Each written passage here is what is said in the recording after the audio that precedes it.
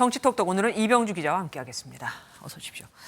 예비후보 등록이 시작되면서 각 당도 본격적인 준비에 들어갔습니다. 오늘은 더불어민주당이 영입 인재 1호를 발표했더라고요. 예, 예비후보 등록 내일부터 시작되고 네. 오늘 그 기후환경 전문 변호사인 박지혜 변호사가 오늘 인재 영입 1호입니다. 네. 엔지니어를 꿈꾸던 박 변호사 제2구달의 책을 읽고 환경 문제에 관심을 갖게 됐다 이렇게 밝혔는데요.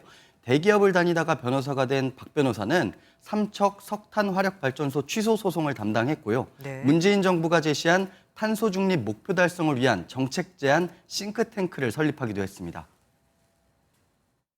기후 변호사로서의 역할도 중요하지만 정치권을 근본적으로 변화시켜야겠다는 생각을 했습니다. 탄소 중립을 위해서 뛰는 분이라면 뭐 원전 옹호론자인가요? 전혀 그렇지는 않고요. 오늘도 윤석열 정부가 원전 확대에만 골몰하고 있다 이렇게 지적을 했고 재생에너지 비중을 늘려야 한다 이런 입장입니다. 알겠습니다.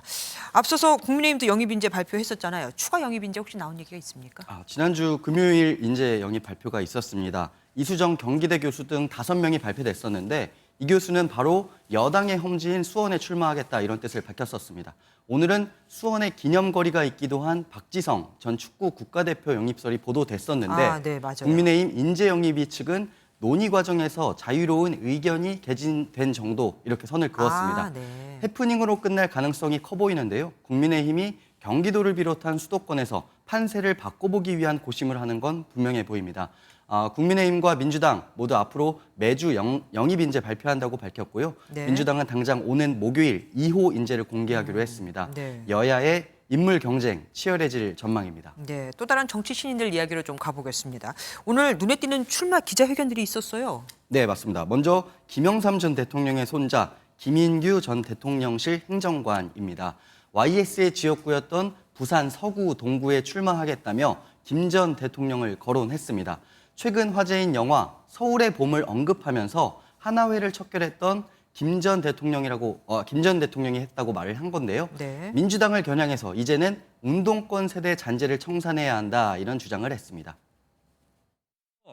민주화의 한 축을 담당했다는 이유만으로 타성에 젖어 영원한 권력을 영위하는 것이야말로 당연하다고 믿는 민주당과 그 주축인 386 세대야말로 더불어민주당에서도 새로운 인물이 기자회견을 했습니다. 예, 안도걸 기획재정부 전 차관이 입당과 함께 출마를 선언했습니다.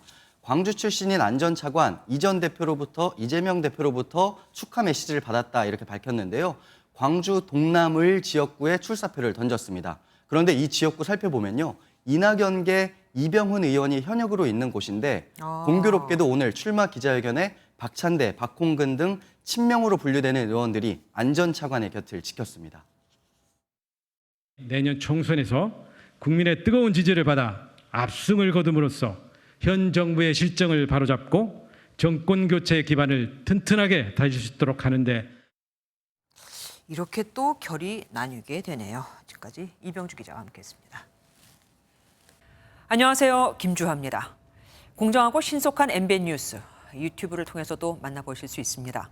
특히 더 많은 뉴스와 라이브를 보고 싶으시다면 오른쪽을 눌러서 구독하시면 됩니다. 어렵지 않죠? 빠르고 정확한 뉴스로 계속 찾아뵙겠습니다. MBN 뉴스를 시청해 주신 여러분 고맙습니다.